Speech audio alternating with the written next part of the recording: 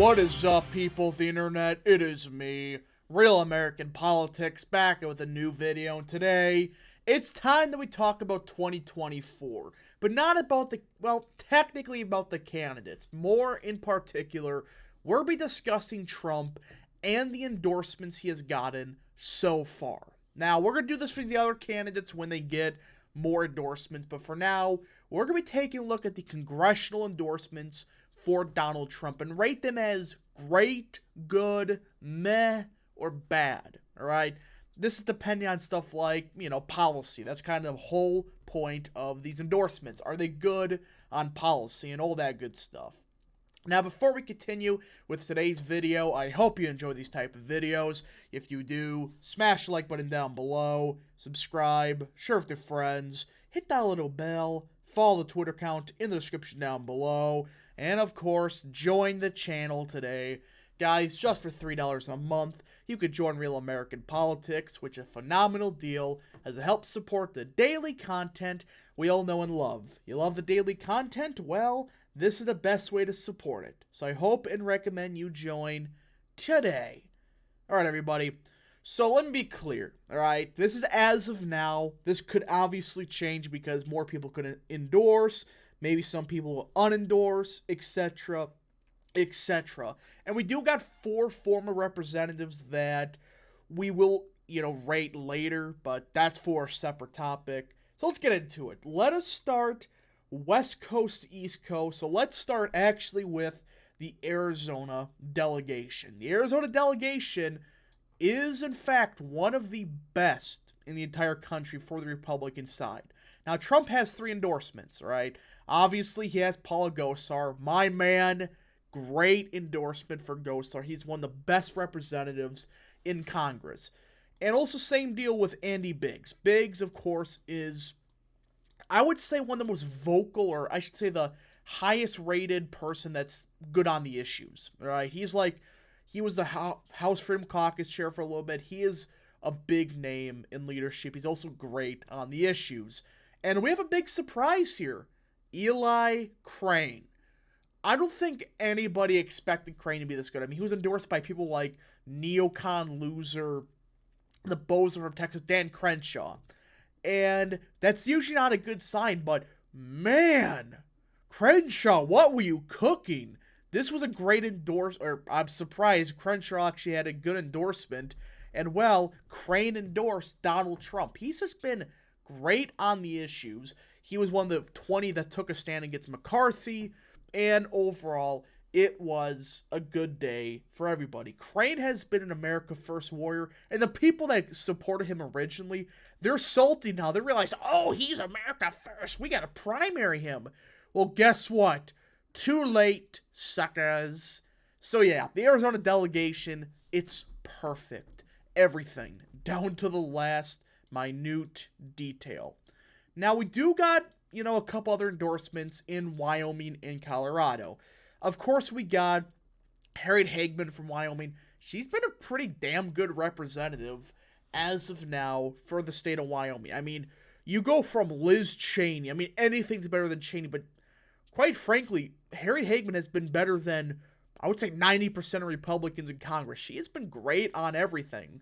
Now, she isn't great just yet. She's good. There's some questions here and there. She just became a rep, but still, overall, it's been a good congresswoman. This is a big W by Trump. I was originally skeptical of her, but she got rid of Cheney. That alone is great news, but she's also had a pretty solid voting record as of now. And also, from Colorado, lo and behold, but, again, I always have my issues with her. I think she's vastly overrated. But she's still a good congresswoman from Colorado 3rd. This is another good endorsement for Trump. So far, his endorsements have been by pretty good people. Now we're getting to people, some fascinating characters from Texas. So this is going to take a bit because there's like 15 that endorse Trump just from Texas. Now, Rodney Jackson, he's actually a fairly solid Republican. He's, in my opinion, one of the most underrated in the House. Trump praises him a lot, but he is a good representative. Overall, he is a strong congressman from Texas's 13th. So, pretty good endorsement for Trump. Again, so far, Trump's having some pretty good endorsements, and it just keeps going. So you got Pat Fallon, meh, just meh. I don't think I got to say much more. I don't know enough about Pat Fallon, but I'm pretty sure it's a meh endorsement. Same with Michael Burgess. From what I'm aware of, it's kind of just meh. Nothing really special, not really bad. I mean, there's some pretty bad congressmen that's endorsed Trump, but we got another good one, Beth Van Duyne. And overall, this is a pretty solid congresswoman from the Dallas area. Now, her district looks egregious, but she's a pretty good congresswoman, and she endorsed Donald Trump. So you just keep going, and Trump has some good endorsements. Roger Williams, meh. Nothing really special. John Carter, meh. Pete Sessions, meh. It's okay. Nothing really special with Pete Sessions. I mean, he's not the other Sessions, so I think he's decent still on some issues, but he's nowhere near as good as the true Sessions from Alabama, but it is what it is. Now, you also got Brian Babin, who, great congressman. He's an immigration hawk, very underrated. Not enough people talk about him. Randy Weber, again, just, it's a lot of meh. With Texas delegation, you get a lot of meh at best. Now, Troy Niles, from I'm aware of, it's kind of, again, just, you kind of exist. Now, Wesley Hunt, he's been surprisingly competent. And I would put him in that good category. He's been all right. And I would put him in the good category just for the fact he is still a step better than a lot of these meh congressmen. He's been a solid, okay congressman, which is better than meh. Now we get the first egregious one. This one came out of frickin' left field. Tony Gonzalez. Can you just go away? You're one of the most useless Republicans in the House. He may get primaried out. That's how bad he is. I mean, the Texas GOP I'm aware of, they're going to try to get the son of a bitch out of here, but he's a pretty bad congressman. Atrocious record. No reason to have this type of clown in Texas, I believe, 23rd. Yeah, so that's pretty bad endorsement. That's kind of the only first endorsements that is kind of a red flag for Trump on the congressional front. Now, we got Clay Higgins. Again, I don't know every single congressman, so if I make a mistake on a couple, I'm sorry, but if I'm aware of, it's kind of just meh. Nothing really special about you. Now we're getting some meat and potatoes representatives, some real good ones. Matt Gaetz, my man. You're a great congressman. You're the reason Kevin McCarthy has been pretty based as Speaker of the House. We also got Ana Paulina Luna, one of the best congresswomen from the state of Florida. Again, congressmen and congresswomen from Florida, most of them have been perfect. You got Corey Mills, hopefully he endorses Trump eventually, but that's a pretty good track record in Florida. And those are two pretty good names to have behind you, Gaetz and Luna. Now, you do got Barry Moore. Again, is he meh? I think he's meh. Now, I know Dale Strong, he's pretty bad from what I've heard at least. So, Dale Strong, you go into the bad category. Again, if I'm off by a couple, I'm sorry. This is just a quick overview. Now we got some controversial ones. Marjorie Taylor Greene. Again, I think she's vastly overrated. I don't think she is some, America. She is more of America First candidate, but I think her optics just terrible, and she's been kind of cringe the past couple of months, but I would say she still is a decent, solid representative. She is one of the better congresswomen. She's proposed good stuff, but the past couple of months, it's just been, okay. So it kind of averages out. Now, Andrew Clyde, another good congressman from northern Georgia. We have some good congressmen up here. We got Rich McCormick has been solid. Mike Collins, Giga Chad from Georgia 10th. But so far, they haven't endorsed anybody. I'm pretty sure Collins will endorse Trump eventually. It's just a matter of time. Now we go to South Carolina. Oh, boy. Oh, no. Scott Fry's been meh. He's a huge upgrade over certain people. William Timmons from what I'm aware of, he's meh. I could be wrong about that. Again, if I am wrong about some of these people, just tell me down below. Don't be like, oh, well, you see here, yada, yada, yada. You know, he's a great congressman, or, well, he's one of the worst congressmen that have ever existed. Why do you do that? Again, I don't pay attention to every single congressman, because, quite frankly, that's just a waste of freaking time, if I'm being completely honest. So, yeah, he is meh. Now, we got one of the most infamous congressmen from South Carolina, Joe Wilson. I think most of you, I don't think actually many of you will remember him, but he was the guy that in Obama's first State of the Union, he yelled, "You lied," right? That was about the only good thing this guy has ever done. The rest has just been, why do you exist? You're bad. He's an underratedly bad congressman. I mean, you got some egregious ones. Nancy Mace. But overall, Joe Wilson is a bad congressman. He had like one good moment, 13 years ago? Hooray! I'm so enthusiastic about it. Now we get another good congressman, Richard Hudson. He's pretty solid. He is the head of the National Republican, I think the Congressional Committee. I think he's in charge of that now. He has a good voting record, and so far, it sounds like he's been doing a decent enough job. Now, Chuck Feisman, I honestly don't know enough about you. I'm sorry. No disrespect, but compared to other people, I don't know who the hell some of these people are. Well, I kind of vaguely know. I'm talking about, like, I don't know enough on their policy to make a fair assumption. So just meh for now. Now we get another fabulous 10 out of 10 Congresswoman, Mary Miller. 10 out of 10 Congresswoman from the state of Illinois. One of, if not the best Congresswoman we got.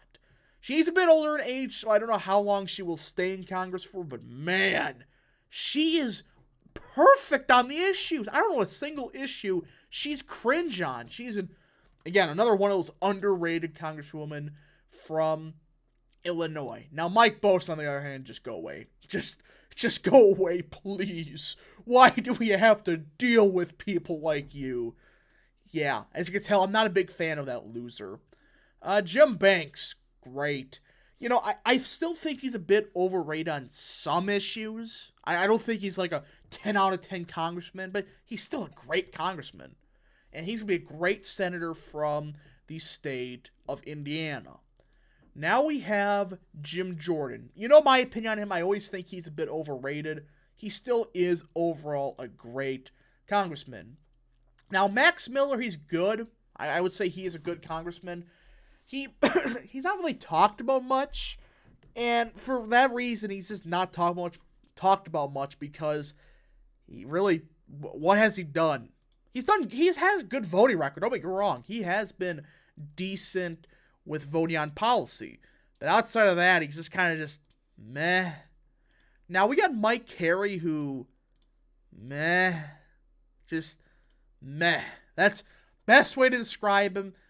Nothing really special about him. Now we got Alex Mooney, who is running for that Senate seat. I don't know how long he'll last, though, against Jim Justice, but he's a good congressman. He is definitely a solid, B+ tier congressman from the state of West Virginia. Now we get a weird one, Jeff Van Drew. This guy is just, he's a former Democrat.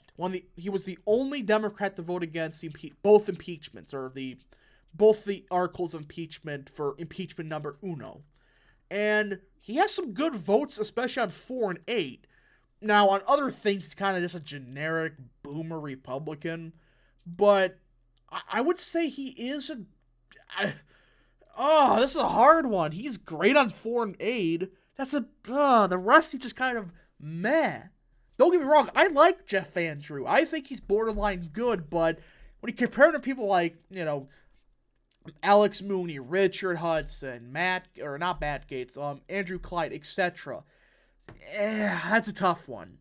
Now we get, oh gosh, no, we have to discuss George Santos.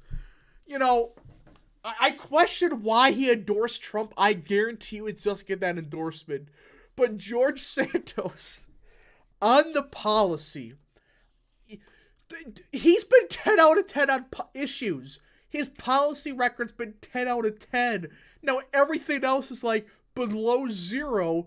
But my man, George Santos, I'm just putting him good. On the issues, he's been having a pretty solid record in Congress. That just hurts my brain. What have we become as a society when George Santos has one of the better records in Congress? I'll take it. He is a good congressman just based on policy. We're not talking the other stuff. Just stop it. So, yeah, George Santos for Trump is a good endorsement. Now, last one, Elise Stefanik. No, she only did this trying to get the VP. Terrible. She should not be anywhere. She doesn't add anything to the to the ticket. Name a single thing that she adds of value to the ticket. I mean, does she overperform? No. Look at the rest of these upstate New York seats. They all trended 9, 10, 12 points to the right. She's shifted only 6 points. And this should be arguably the best place for her to, the best district to swing the most to the right. Yeah, no. Stefanik's awful on the issues. She's only trying to get the VP position. That's it. So that's the current congressman. Again, some of these people I could be off about. Excuse me if I am. I'm not trying to disrespect anybody. But now we get the former representatives. There's 4 of them. Now, I had a public spat with Myra Flores in the past. I am not a big fan of her. I mean, she blocked me on Twitter because I said, you're cringe. You voted for basically amnesty for 150,000 immigrants. Just why? You know, I had a public spat. She blocked me and stuff. It's like, bruh, you're not good. This is kind of an L for Trump. I know people simp for her and stuff. I'm like, why? She's not that good on the issues.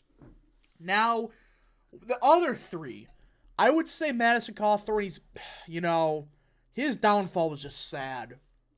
But that's kind of what happens when you act immature. It's sad but true. And he would have been a congressman for a while if he never had that video get leaked. Now, there's some stuff he obviously shouldn't have said, but still, it is a damn shame. He was an okay congressman. The new guy, doesn't sound good at all. Now, Rod Blum, he is a vastly underrated congressman. You're a former congressman from Iowa, 2nd. In my opinion, he is one of the most underrated congressmen. Imagine him as Steve King, but without the optics issues. He's great on the issues. I think it is a great congressman. Now we get Jason Lewis. My man. He did great in 2020 for the Minnesota Senate seat. Now, he was an outsider and overall was solid on the issues. I think he's a good former congressman. And this, folks, is the current state of Trump's endorsements. About a quarter of the endorsements have been great for Trump. Quarter have been good.